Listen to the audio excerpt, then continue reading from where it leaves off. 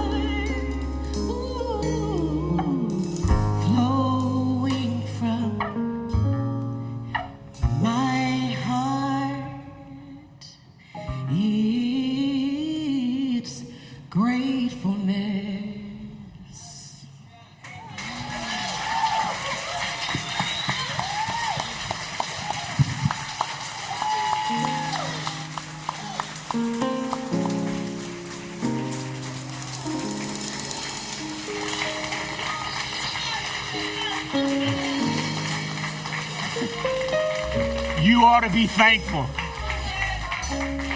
You ought to be grateful.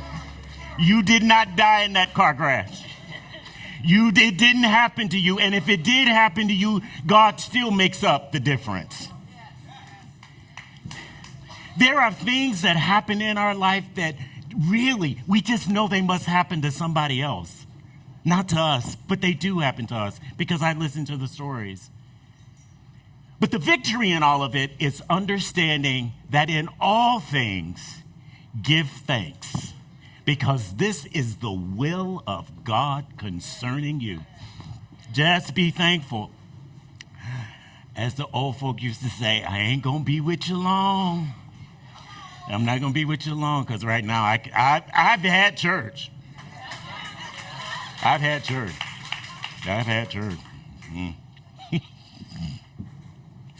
I really try to contain it, y'all. But it's not always easy. Because really down on the inside of me is just a diehard Pentecostal. And, sometimes it just oozes out. I saw a sign recently that says, "Bang head here for stress relief."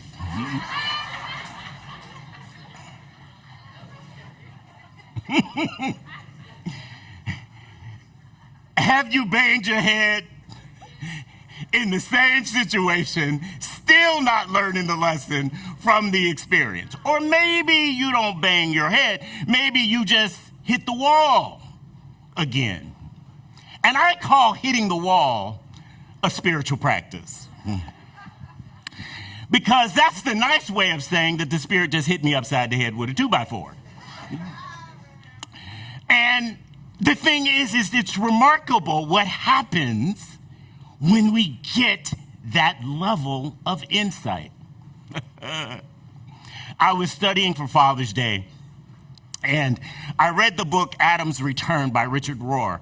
And the caption of the book doesn't really do it justice. It says 5 promises of male initiation. Now, I read the book and I said, this has to do with everybody. So he could just rewrite this book and call men included. Oddly enough, he wrote this a number of years ago, and I was reading some of his work related to this just recently, and he says, I need to reconsider the title of that book. Because after COVID, I realized it applies to us all. 5 promises. But he addresses a point in the book that will not let me go, and that is the yin and yang of life. The yin and yang of life. A concept that appears to be opposites, and they're not really opposites at all. They're very much interrelated. Give you an example. Can you have darkness without light? Can you have light without darkness? They are complementary. They exist together. Just like we are spirit and human. They exist together. They interact all the time. One comes from the other. And I think that is the spiritual life. The spiritual life is the Spirit reveals itself in our humanity, and our humanity reveals the Spirit. Same thing that is saying to us right there. And when you get to understand that it doesn't make any difference the belief system, you still come up with the same principles, there is some real victory in that. Because you understand it's not that you're right and they're wrong. It's that we're all right if we're all in the Spirit. They are complementary experiences for us. They appear to be opposing forces, but one comes out of the other. Just like problems in life, goodness comes out of problems in life. I wish we could avoid all the nasty or the negative or the painful parts of life. Unfortunately, we cannot, but we overcome even though we have experienced them. My title this morning is Experiencing or Embracing the True Self. And just recently, I kind of discovered that I was a tad bit frustrated about something or someone or all of them at the same time. And in the moment, right, it's all about me at that point. So I don't really have any real perception of how I'm contributing to this problem. It's just that people are not meeting my expectations. And when does that happen? When you are tired, when you are disappointed, when people disappoint you and let you down. And so I decided to throw a party, a pity party. And there were only 3 people at the party, me, myself, and I. Because I didn't really want anybody else to be there, because if somebody else had been there, they may have snatched me back to reality of the fact that, you know what, you contribute to this thing too. This is how you feel, Rick. This is not how they all made you feel. This is how you feel, Rick. And it just triggered something in me. But I just want them to change. Because we practice something where we practice intentional manifestation. You know, that's a really, really CSL way of saying sowing and reaping. Seed time and harvest. that what you do in life comes back. And it comes back to you even more than you put out. And we practice this, but sometimes, or I would say me, maybe it's just me, I expect the manifestation to come back to me sometimes from people and from things. I have placed my expectation in the wrong part of the equation. My expectation should be in the spirit and trusting that it will return to me. It may not return to me in exactly the place where I planted it, but it's coming back because I have practiced the principle. And as long as I don't look for people and things to be my blessing, I'm not frustrated. But it happens particularly when we're tired, which is why I'm going away for a week. Now, I didn't see it in myself, but was familiar with the feeling I had. You know, have you ever just been in a situation and you just have a feeling and it's just familiar? In other words, you can tell yourself whatever you want, but you've been here before, okay? So my topic this morning is self-awareness. Self-awareness. Self-awareness is a spiritual practice, and if it's a spiritual practice, it means it is the practice that is associated with a principle. And the principle is our true self. The idea that we are responsible for our motivations, the internal dialogue, the decisions that we make, and my frustration was my choice. Based on the circumstances, I decided to be frustrated. And who was the person hurt from that experience? Me. Who was at the party all by himself? Me. Because first of all, I'm never going to admit to anybody that I have a bad day. I don't know about you, but everything with me is always wonderful. It's good. You know, because I'm always believing and affirming what I believe to be true, even if I'm not necessarily experiencing it. But it can give us a false sense of rose-colored glass kind of spirituality, which is really not productive for anyone. And I often surprise myself, or am surprised by my life, that I have to have the same lessons time and time again. Am I the only one? Here we go again. As the old folks used to say, here we go around this mountain one more time. So hitting the wall, banging my head against the wall, or hitting the wall, coming to an experience that I recognize that I've been here before. Maybe it isn't as drastic and doesn't impact me as strong as it has in the past, but it still impacts me. But these things that impact us, I call the facts of life. The facts of life. What are the facts of life? The facts of life is hard. I'm really not that important. My life is not only about me. I am not in control, and I will pass from this expression at one point in time to another. Those are the facts. But is that the end of the story? And we must all be careful that we don't place a period where God has placed a comma. Because yes, life is hard, comma, not period, but God is able. See, it's never just with the period. If you place a period after the facts, you're going to miss the opportunity for the manifestation of the Spirit to really reveal itself within you by not making that definitive statement, the end of the story. There's another side to the story.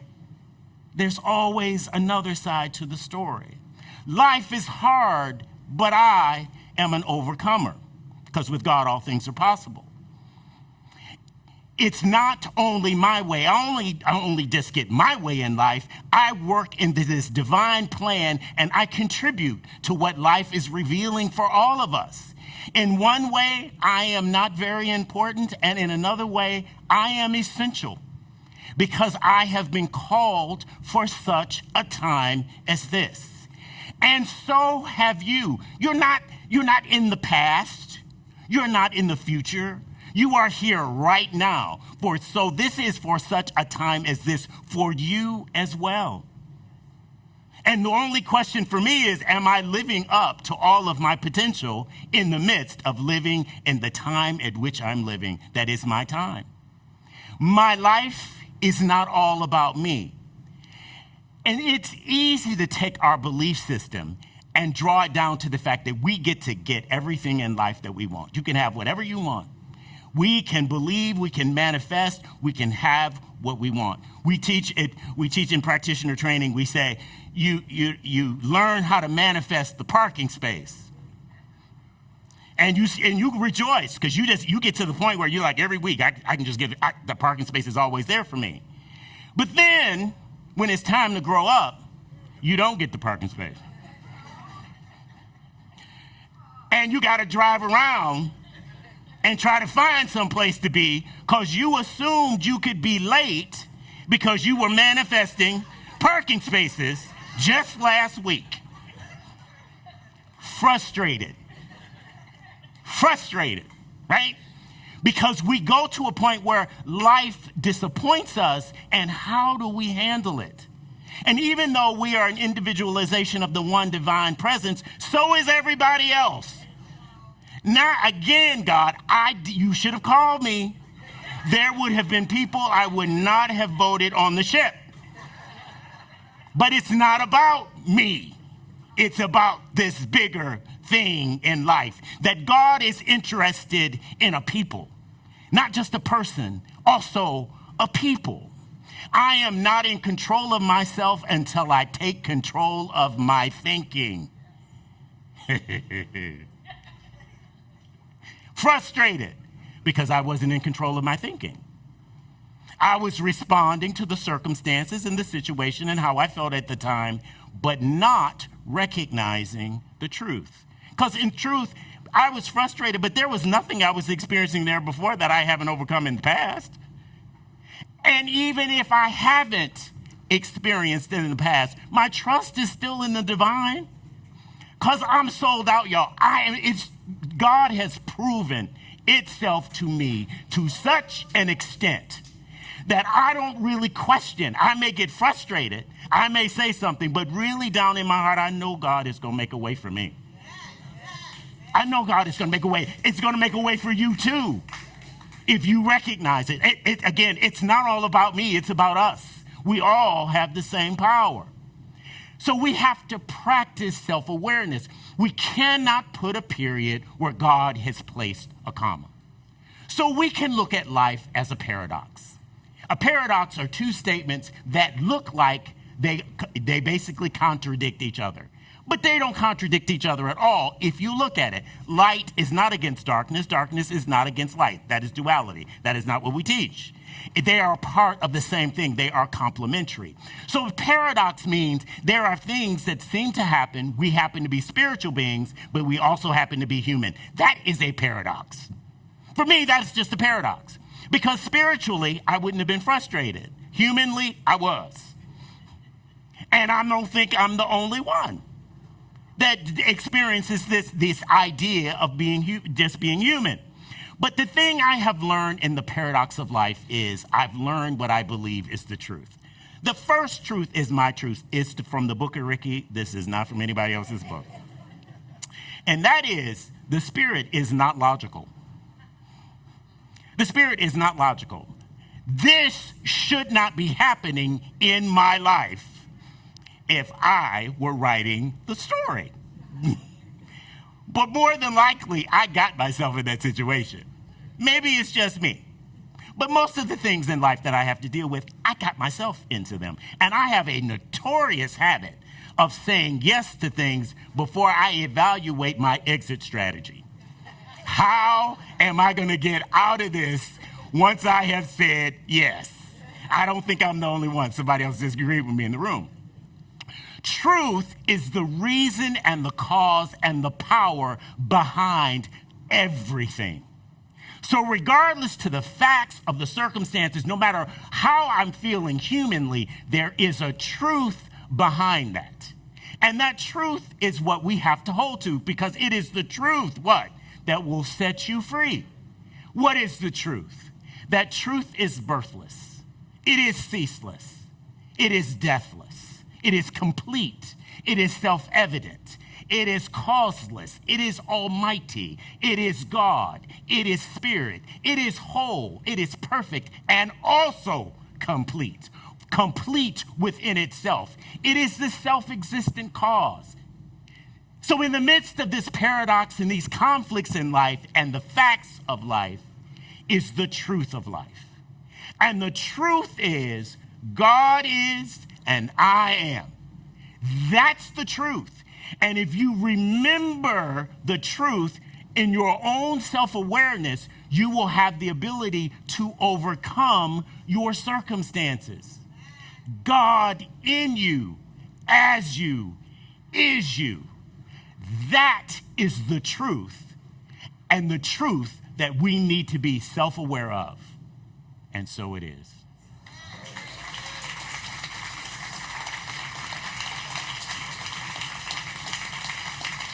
Thank you. Let's pray, giving thanks. Spirit, you don't owe me anything. I continue every day to be blessed more and more than the day before.